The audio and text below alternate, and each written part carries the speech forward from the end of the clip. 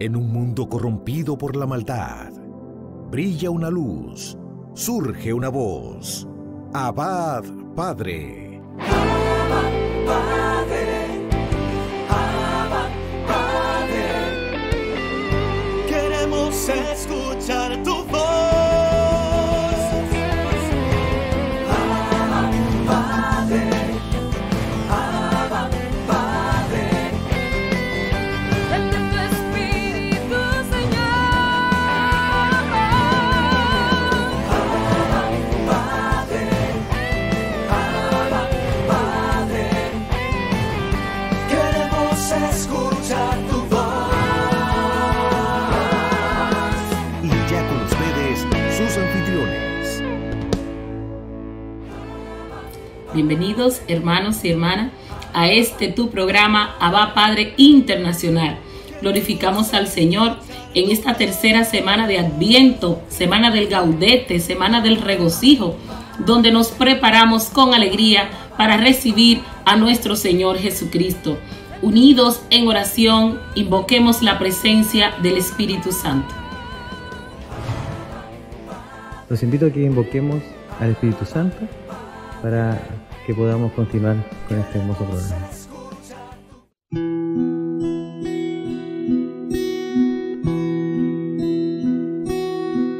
Espíritu Santo, tú que descendiste desde el cielo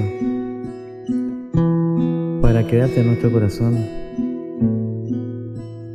haz que nosotros seamos tu iglesia, haz que seamos tu templo.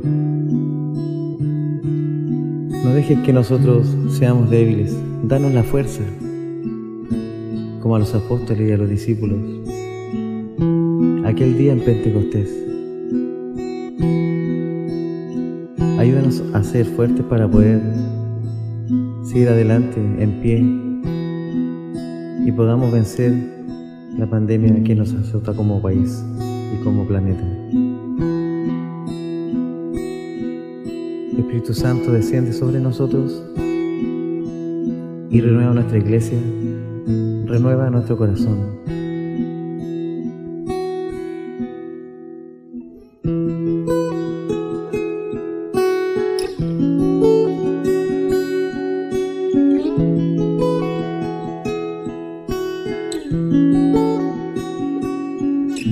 Estábamos reunidos el día de Pentecostés,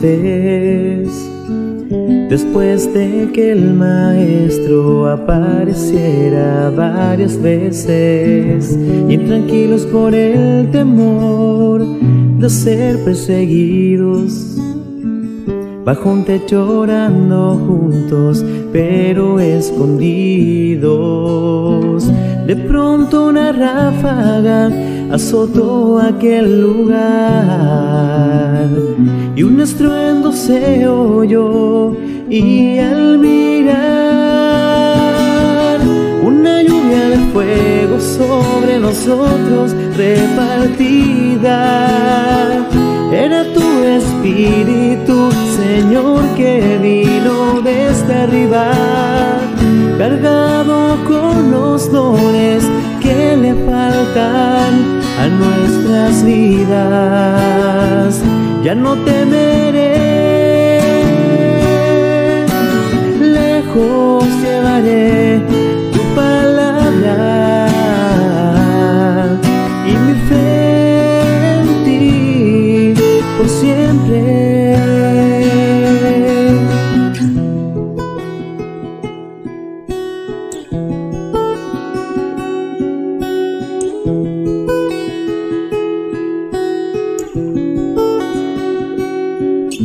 Después de haber recibido tu Espíritu sobre mi ser, tus dones me han dado la fuerza para comprender que hoy tengo sabiduría, entendimiento y consejo, fortaleza, ciencia, piedad y temor de Dios. Ya no temo ponerme a caminar junto a ti, porque tú tu espíritu hoy vive en mí. Una lluvia de fuego sobre nosotros repartida. Era tu espíritu, Señor, que vino desde arriba, cargado con los dones que le faltan a nuestras vidas. Ya no temeré, lejos llevaré tu palabra y mi fe en ti, Señor, por siempre. Y fue así como el Espíritu Santo descendió sobre nuestras cabezas y más aún en nuestro corazón.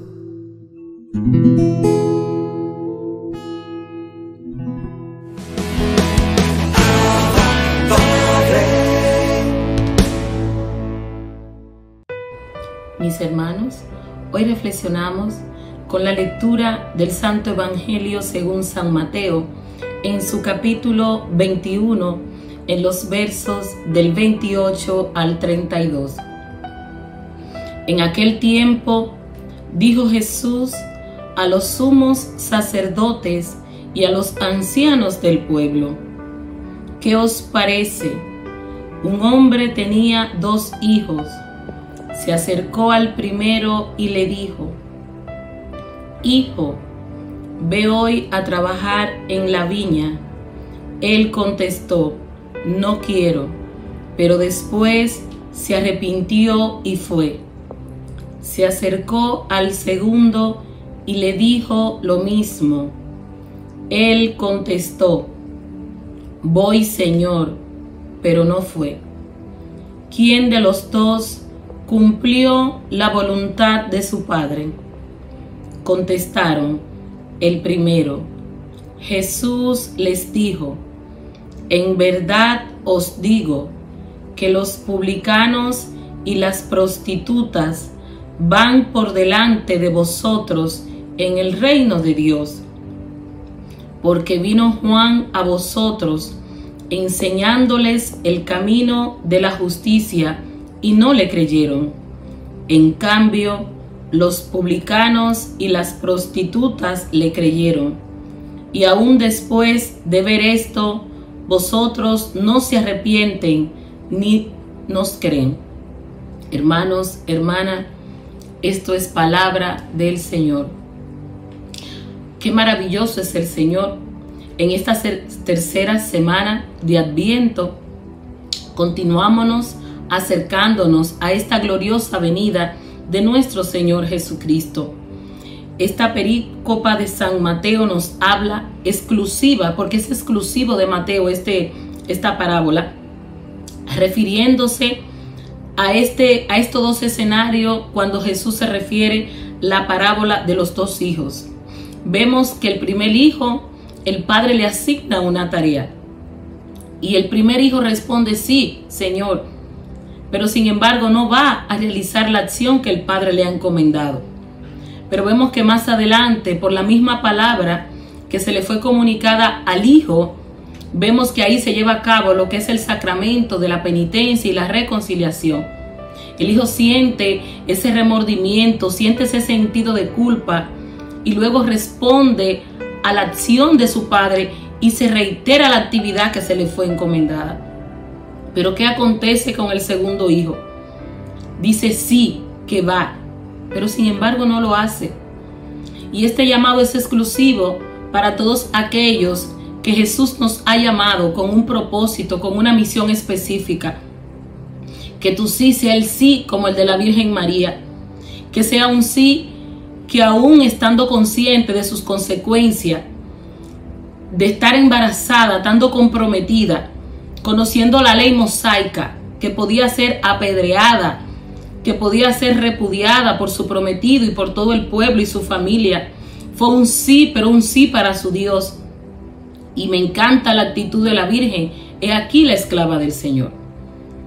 Nosotros estamos llamados, hermanos y hermanas, a tener esta actitud que con nuestro sí se marque la diferencia, que sirvamos no exclusivamente a nuestro Señor dentro de un templo para ser visto y ocupar buenos puestos y se nos llamen maestro o se nos titule un nombre del cual tú y yo sentamos un orgullo humano, sino más bien que este sí que hoy en el nombre de Jesús nosotros expresemos a nuestro Señor sea un sí de compromiso, sea un sí de sacrificio que nos lleve a ser testigo de Cristo.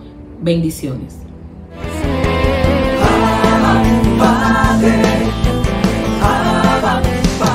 Abba Padre es la revista digital disponible para ti gratis y mensual. Búscale y comparte la revista digital Abba Padre con temas relevantes para una nueva evangelización con alegría y ardor. Abba Padre, el medio espiritual más completo, práctico y actual para apoyar, animar y difundir la obra santa de los evangelizadores hispanoparlantes de hoy. Gratis y mensual. Abba Padre, la revista digital.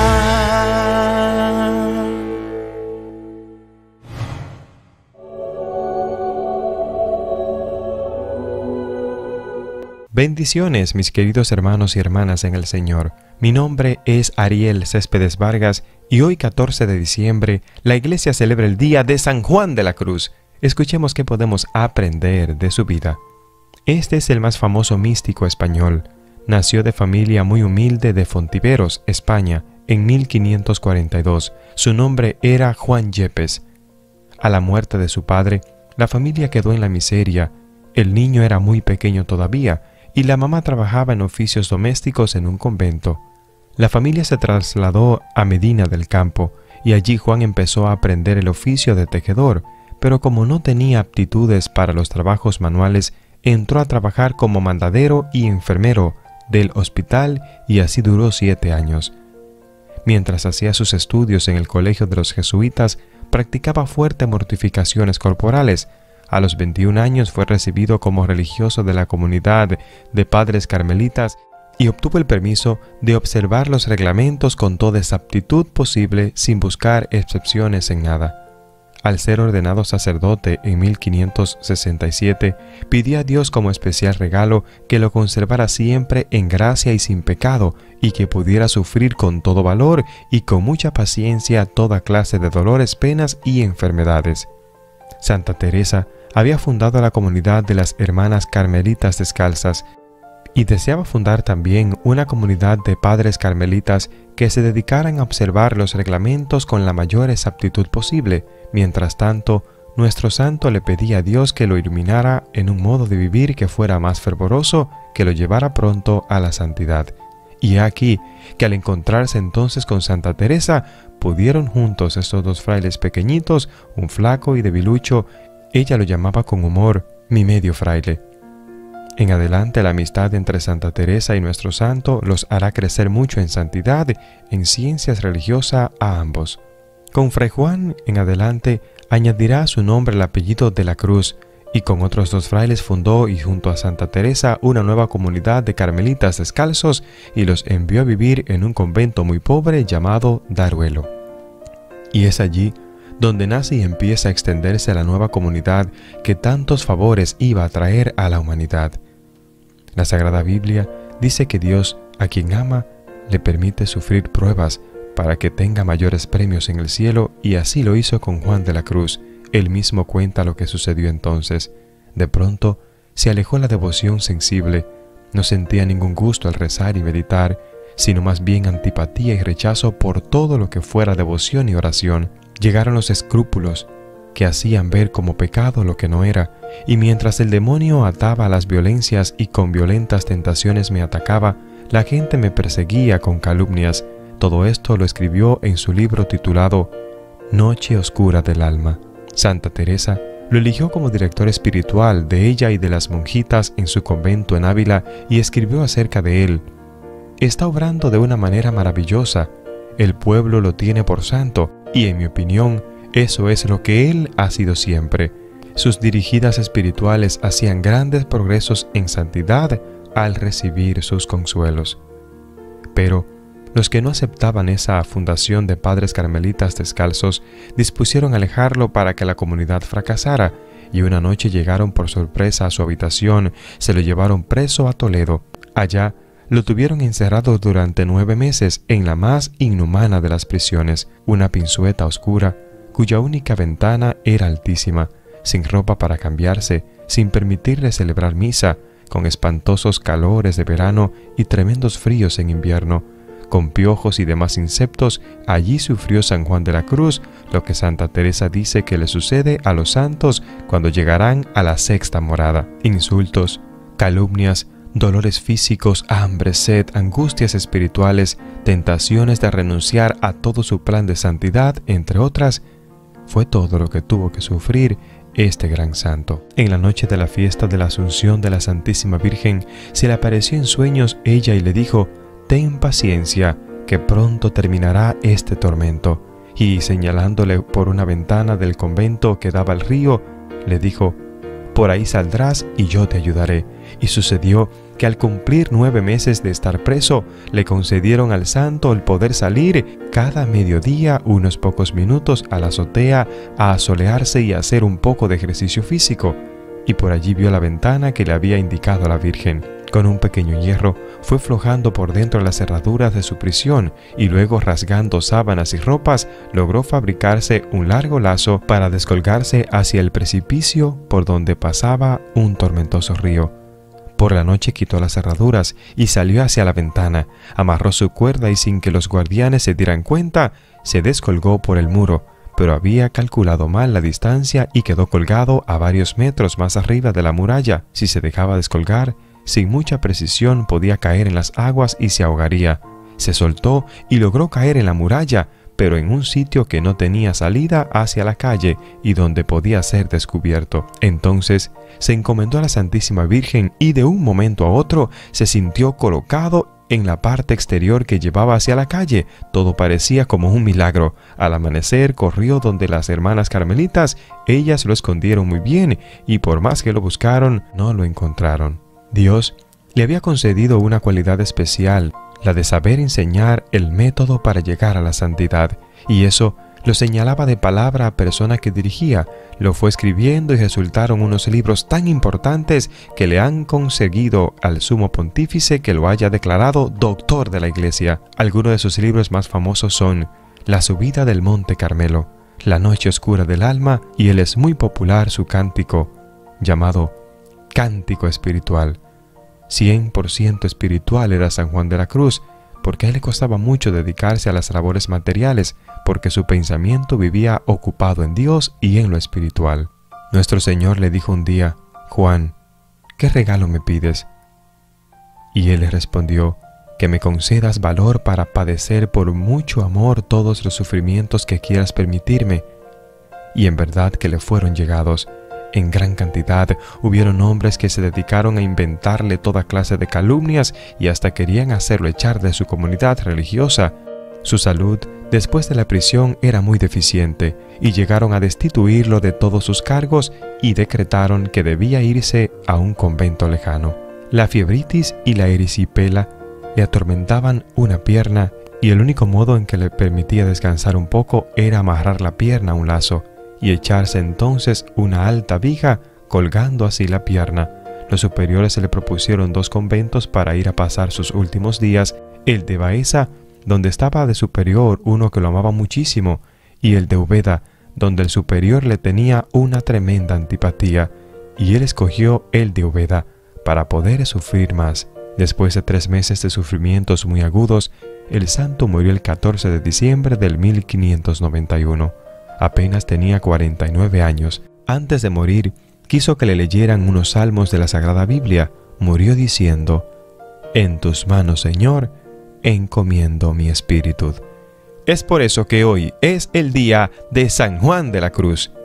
Mis queridos hermanos y hermanas, en este día, día de un místico, uno de los místicos más grandes de la Iglesia, San Juan de la Cruz, tenemos tú y yo que tener claro que en nuestra vida espiritual vamos también a pasar por la noche oscura del alma, Ese es el momento en el que no tienes deseos de orar, en el que no tienes deseos de leer la Biblia, en el que no tienes deseos de hacer nada que tenga que ver con Dios, pero esto te va a traer mayores bendiciones. Por eso te digo que si hoy estás pasando por momentos difíciles espirituales, ten paciencia, ora mucho, porque también de esta vas a salir. Dios está a tu lado, Él te ama y hoy quiere decirte que mires la vida de San Juan de la Cruz. Sufrió, padeció mucho, pero este hombre fue un gran santo. La gente entendía que él era un santo. ¿Y de ti? ¿Qué dicen tus vecinos? ¿Creen tus vecinos que eres un santo? ¿Tu familia dice que eres un santo? ¿Te la pasas pensando en Dios o te la pasas pensando en el dinero, en las preocupaciones, en las necesidades de la vida? Hoy tenemos que sacar un espacio de nuestro día para meditar. ¿Qué tanto estoy amando yo al Señor? ¿Qué entrego por Él? ¿Estoy sufriendo por Dios o estoy sufriendo por mis propias inconcupiscencias que me arrastran al mal? Que Dios te bendiga, que Dios te guarde. Gracias por compartir y suscribirte en este canal. Bendiciones.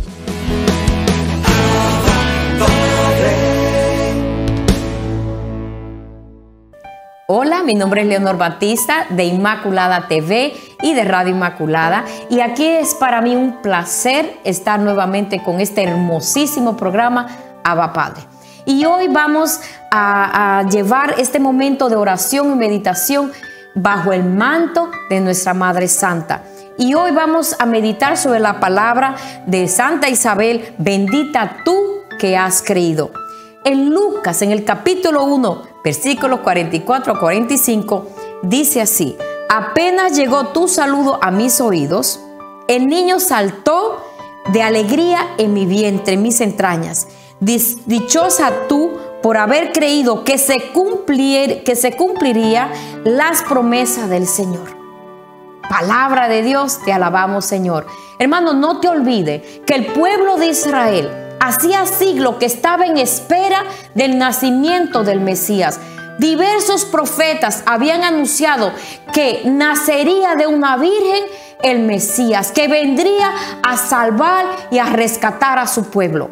En este momento nuestra madre está visitando a la prima Isabel y hasta el niño en el vientre de Isabel salta de emoción ante la presencia de la Madre de Dios, pero más aún la presencia del Salvador que ya estaba en el vientre de nuestra madre. Si nosotros leemos a las Escrituras, vamos a recordar que Zacarías, el papá de Juan Bautista, cuando el ángel le habla en sueño en el templo y le anuncia sobre que iba a ser padre, que iba a tener un hijo, este no tuvo la misma respuesta ni la misma reacción de nuestra madre. Zacarías en Lucas 1:18 le dice al ángel: ¿quién me lo puede asegurar? Yo ya soy viejo y mi esposa también. Hermanos, un ángel le está dando una palabra, una promesa, y este hombre duda. Pero en ese momento, inclusive el ángel le dijo que quedaría mudo hasta el nacimiento de Juan Bautista. Pero nuestra madre no. Nuestra madre, cuando el ángel le anuncia que va a ser la madre de Dios, aún teniendo también un obstáculo, igual que Zacarías tenía el obstáculo que era un anciano y su esposa también. Pero María tenía otro también. Nuestra madre era virgen. Ella todavía no había consumado su matrimonio con San José. Por ende, ¿cómo iba a ser posible? Pero ella, cuando el ángel le explica, ella le dice: hágase en mí según lo que has dicho.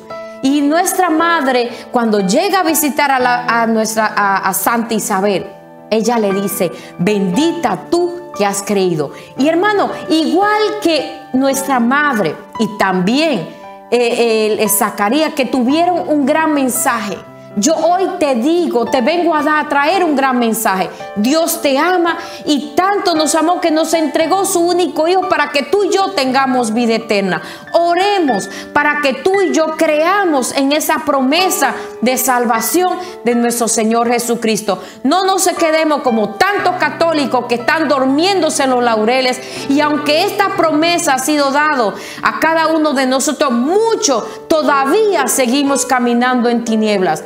Pidámosles a Dios y a nuestra Santa Madre Iglesia y a nuestra Santa Madre que interceda por nosotros para que nosotros, igual que María, creamos en la promesa de salvación de nuestro Señor Jesucristo. Hermano, y gracias por estar en este momento escuchando palabra de Dios, y que esta palabra germine en tu corazón y en tu familia, y que tú nunca te olvides que tú y yo estamos, si queremos, protegidos y encaminados bajo el manto de María. Oremos, Madre Santa, Madre buena.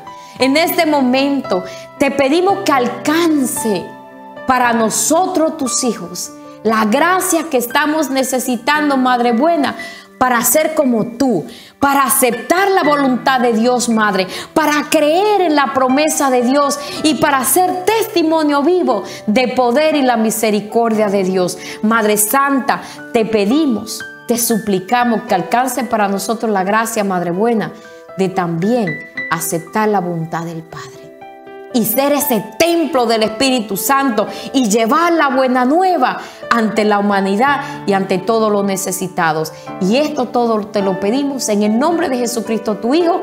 Amén. Bendiciones.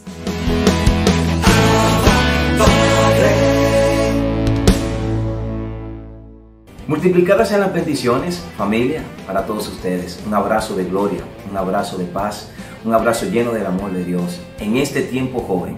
En el día de hoy, lo que vamos a compartir está suculento, delicioso, sabroso, perfectico y divino. Y vamos a hablar del poder que tiene la palabra. Atención, joven, el poder de la palabra. Sí, ese tipo de poder que Dios ha puesto en nosotros para emitir bendiciones, para atar y para desatar. ¿Recuerdan ustedes cuando Jesús caminaba con los apóstoles, se encontró una higuera? ¿Qué pasó con la higuera? La higuera no tenía frutos, nos dice la palabra. ¿Y qué le dice el Señor a esa higuera? Porque no tenía frutos y tenían hambre, sécate. Maldijo la higuera. Al otro día esa higuera estaba seca. ¿Y cómo lo dijo el Señor? Con palabras. Emitió palabras de decirle a esa higuera, sécate por no dar frutos. Joven, oyentes, pueblo de Dios y televidentes que están ahí, ¿estamos dando frutos? ¿Qué tipo de frutos estoy dando yo en el Señor? Cuidado si el Señor me dice a mí, sécate por no tener nada que brindarle, por no tener nada que ofrecerle. Maldijo la higuera. Inmediatamente la higuera al otro día estaba totalmente marchitada, seca. El poder que tiene la palabra. Hoy es un buen día para que las palabras que salgan de nuestros labios sean palabras de victoria, sean palabras de bendición, sean palabras de esperanza y fortaleza. Ante este tiempo que estamos viviendo, ante este tiempo en el que nos encontramos, ante este tiempo en el cual nos están diciendo a nosotros jóvenes que ya todo está perdido. Cuidado con eso. Que tu palabra sean palabras, no todo está perdido. Hay esperanza. Todo es posible para el que cree. Yo me levanto en mí porque estoy en Él, hay victoria. Y en su nombre veré las puertas de Dios abrirse. Vamos, joven. Comienza a decir de tus labios palabras de bendición. Hoy es el día de que de tu boca, mi boca, salgan palabras de bendición. Hay que dar frutos, jóvenes. Es tiempo de dar frutos. Es tiempo de levantarnos. Es tiempo de decir, yo me levanto en el nombre poderoso de Jesús. Te cuento que tenía una mujer que yo escuché este testimonio y me impactó bastante de la palabra cuando tiene poder y en el momento que se puede utilizar y cómo muchas veces la implementamos. Esta mujer la utilizó en un momento de ira. Cuidado también, porque la palabra tiene poder. Y esta señora peleó con su hijo. Estaban en un pleito, en una discusión. Y en esta discusión con su hijo, el hijo de rabia e ira arrancó en su motor todo enojado con ella. La madre le vocifera a su hijo a todo pulmón, ojalá y te lleve colita. Cuando menciono a colita, para los que no conocen este término, estoy mencionando al maligno. Yo le digo colita para no emitir su nombre, no darme el gusto de mencionar su nombre. Por tal motivo me refiero a él diciendo colita. Entonces colita agarró y hizo lo que la mujer había dicho. Lo explotó y lo reventó. Ella se lo entregó. y le dijo, ojalá y te lleve por ahí en momento de ira su madre en pleito con su hijo. No pasaron 5 minutos cuando el hijo perdió el control y se contrayó de una pared. Lamentable, pero perdió la vida. Qué gran tristeza para esta madre. Qué gran dolor para esta madre. ¿A quién le entregó a su hijo en un momento de ira? ¿Se dan cuenta lo poderosa que es la palabra? ¿Se dan cuenta lo poderosa que es para bendecir o para maldecir? De mi boca está bendecir y maldecir. De mi boca está tener un día espectacular, aunque esté pasando por momentos difíciles. Poder decir ante el momento difícil, veo bendición, veo puertas abiertas, veo la mano de Yahvé moverse a mi favor. O de mi boca está, ¿verdad?, salir gritos de desesperación, de angustia, de ansiedad. Joven, es tiempo de tomar la espada de la palabra. Es tiempo de levantarnos y es tiempo de decir, en el nombre de Jesús, yo me levanto. En el nombre de Jesús, de mis labios, de mi boca, hoy comienza a salir palabras de bendición. No importa lo que esté pasando, tu palabra tiene poder. Lo que atemos aquí, queda atado allá. Lo que desatemos aquí, queda desatado allá. Levántate, joven. Dios está contigo. Tú tienes palabra. Tú tienes poder en esa palabra. Levántate, aunque esté pasando por derrota, di, estoy en victoria. Aunque esté pasando por enfermedad, di, estoy en sanidad. Aunque estés totalmente en desempleo, di, hay un empleo preparándose para mí. En el nombre de Jesús, poder de la palabra. Emite palabras de bendición, palabra de gloria, palabra de unción. Que Dios te bendiga, que Dios te guarde, que Dios te abrace. Bendiciones.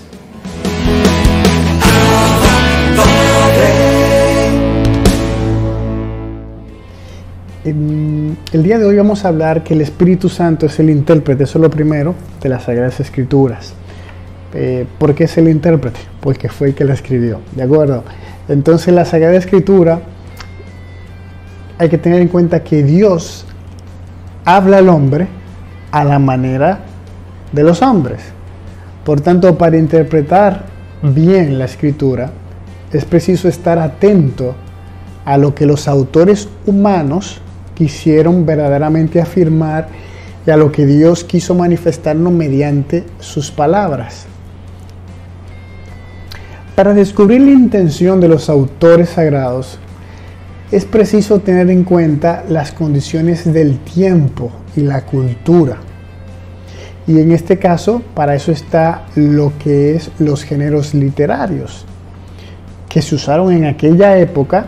Los géneros literarios normalmente tienen que ver con la manera de sentir, de hablar, de narrar de aquel tiempo.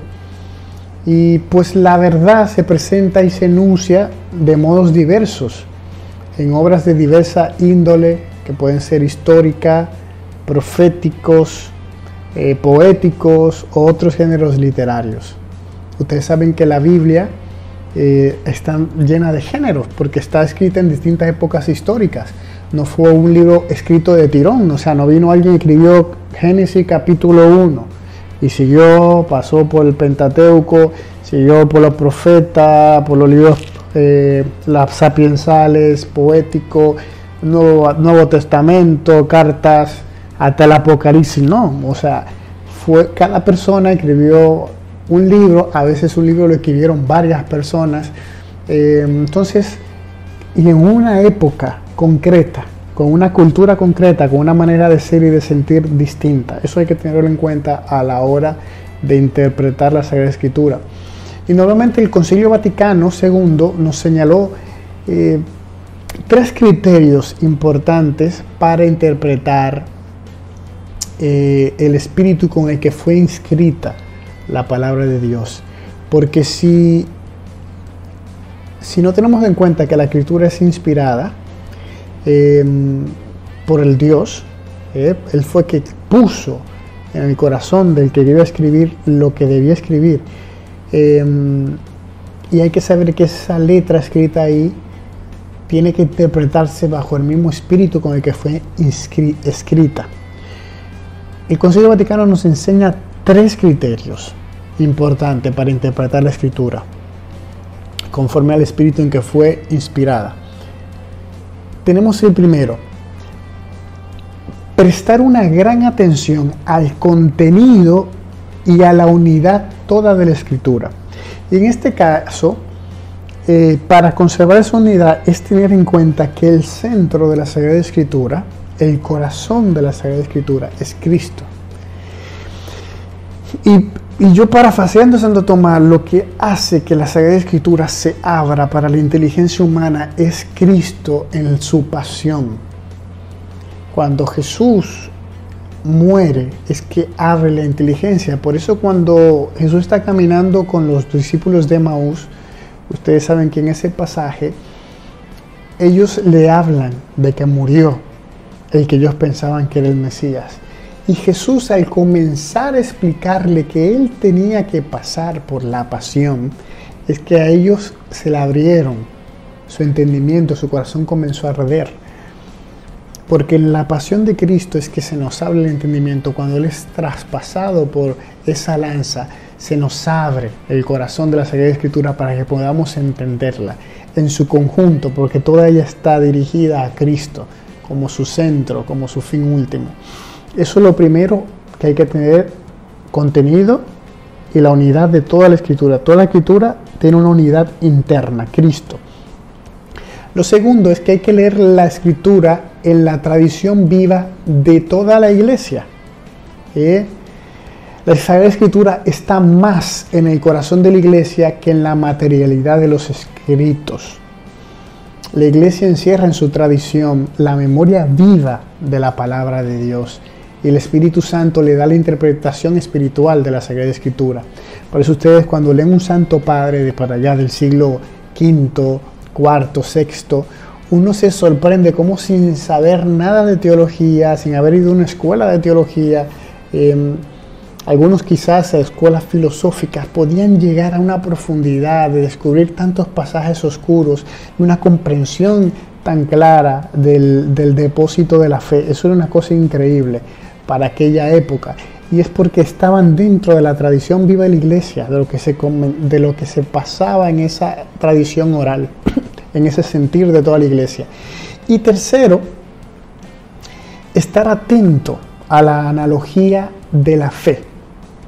Por analogía de la fe entendemos la cohesión de las verdades de la fe entre sí y en el proyecto total de la revelación. Esto es parte primordial. Estos tres puntos nos permiten hacer una buena interpretación de la Sagrada Escritura según el Espíritu de Dios, el Espíritu con el que fue hecho y escrito.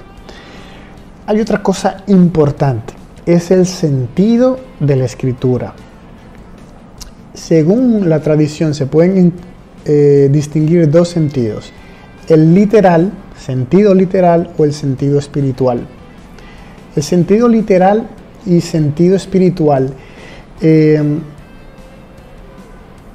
hay que empezar de que el sentido literal, o sea, todas las palabras que se encuentran en las Sagradas Escrituras se fundan en el sentido literal, ¿de acuerdo? Es lo primordial, se fundan en el sentido literal.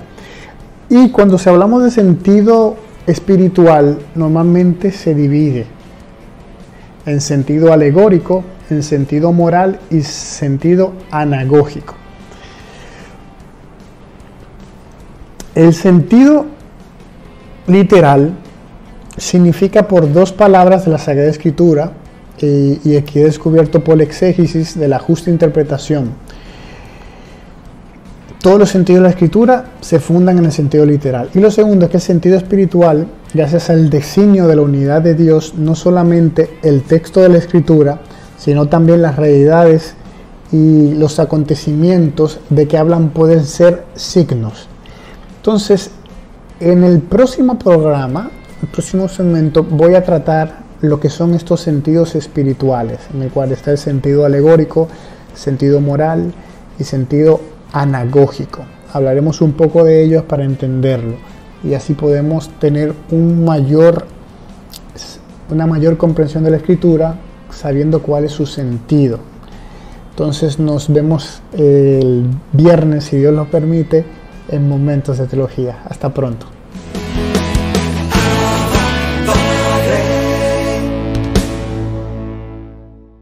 Hola a todos, mi nombre es Junior Omar y aprovechando la oportunidad de poder llegar a ustedes, envío un saludo fraterno a nuestros hermanos de Abba Padre. Y en esta oportunidad seguiremos conociendo a grandes rasgos la historia de la Congregación de la Misión de San Vicente de Paúl en tierras hondureñas. Nos centraremos en los antecedentes de la misión, es decir, en cuál era el contexto político, social y religioso que se estaba viviendo en el país antes de la llegada del carisma vicentino. Esto nos permitirá conocer y tener una idea más clara y amplia de cuáles fueron las dificultades que vivieron los primeros misioneros y cuáles fueron los retos y desafíos que tuvieron que enfrentar. Comenzamos.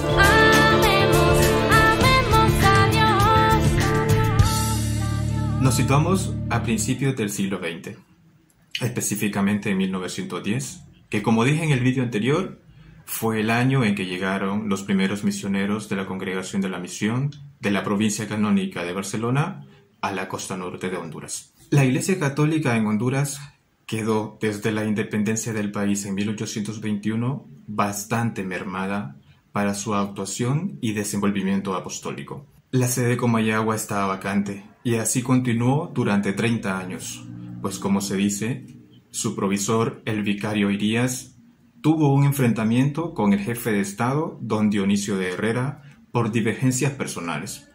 Y mientras tanto, el seminario no funcionaba. Las órdenes religiosas estaban disueltas y los sacerdotes españoles habían dejado de llegar, sin que este hueco fuese llenado por el clero nacional. La primera constitución de 1825 declaraba a la religión católica como la única y oficial del Estado. Pero todo esto quedó solamente impreso en papel, pues pronto tuvo que sufrir los continuos embates políticos de gobiernos liberales y anticlericales. Parecía como si quisieran destruir todo el anterior sistema considerado como conservador de la Iglesia. Fue un largo periodo de tragedias y anarquías con continuas revueltas, principalmente en el periodo presidencial de Marco Aurelio Soto, que con el afán de modernizar el país, se propuso desmantelar completamente el estamento religioso. A los distintos gobiernos, al no disponer de fondos, les fue fácil confiscar los bienes de la Iglesia, además de los diezmos y los fondos de las cofradías, que sirvieron para pagar a maestros y a escuelas. Se suprimieron las órdenes religiosas y se incautaron sus edificios. La Iglesia se ve desplazada de la educación y de la beneficencia pública. Reinaba el conformismo, pues no había una voz autorizada que denunciara los continuos atropellos que contra la Iglesia se llevaban a cabo. El que más sufrió estas consecuencias fue el pueblo sencillo y humilde, que vivirá una larga etapa sin la debida atención pastoral y sacramental. El pueblo que de por sí ya tenía una declarada deficiencia en su fe y en su formación cristiana, padeció la falta de apoyo de guías espirituales que les enseñaran el Evangelio. El clero diocesano era escaso y apenas tenían la oportunidad de recibir una preparación adecuada para la ejecución de sus ejercicios ministeriales. A todo ello hay que añadir que no llegaban sacerdotes de otros países. Las brasas de la fe se removían con la visita esporádica de algún misionero, como el sacerdote Manuel de Jesús Subirana, un español llegado a Honduras en 1856 y que establece su sede en Yoro, y de ahí se dedica a recorrer aldeas y pueblos de la costa norte, administrando los sacramentos, promoviendo humana y sacramentalmente a la gente indígena. La devoción de los santos y a la Virgen, arraigada en el pueblo, ayudó a conservar la fe, a pesar del influjo creciente de las sectas patrocinadas desde el exterior. El padre Antonio Casulleras, primer misionero en la costa norte de Honduras, escribió que ante todo es admirable cómo se conserva la fe y el cuidado que tiene la gente de bautizar a sus hijos desde muy pequeños.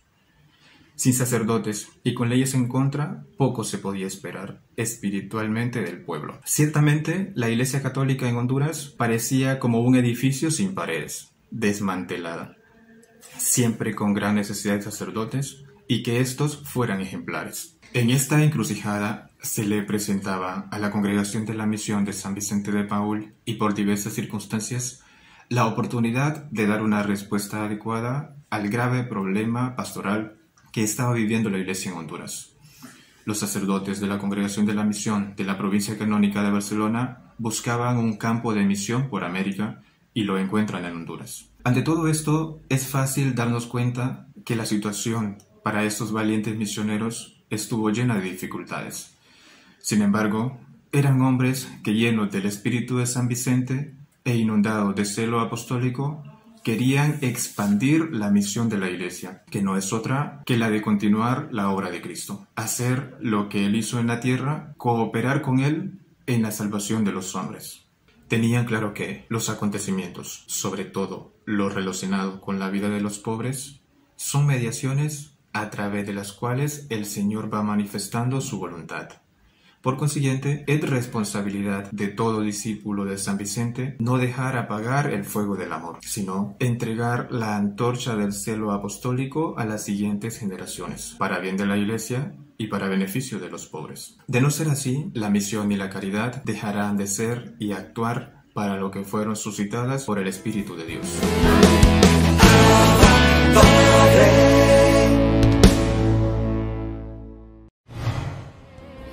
Así despedimos tu programa Abba Padre Internacional, invitándote a esta gloriosa preparación.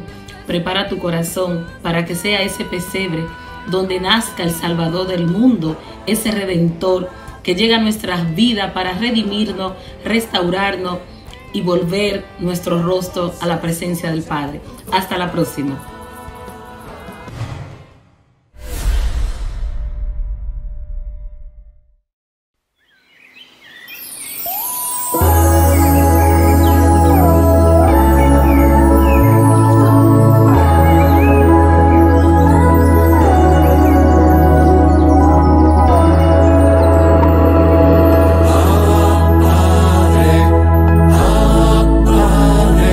Permite que por los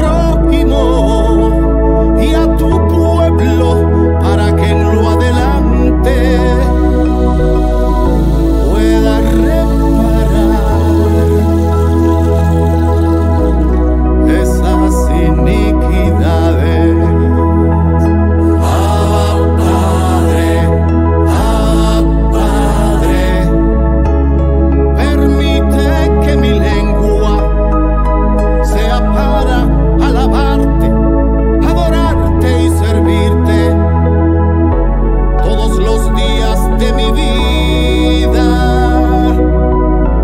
y en la plenitud de los tiempos. Padre, ruego que la presencia de la Santísima Trinidad permita que la intercesión de la bienaventurada Virgen María, los arcángeles Miguel, Gabriel y Rafael, los coros celestiales, mi ángel de la guarda, los santos y las almas de mis ancestros y seres queridos que hoy están en tu divina presencia, me permitan tener fortaleza, sabiduría, discernimiento, en poder utilizar mi lengua para proclamar tu palabra, ser cirineo de esperanza y portavoz de liberación del oprimido. Amén, amén, amén.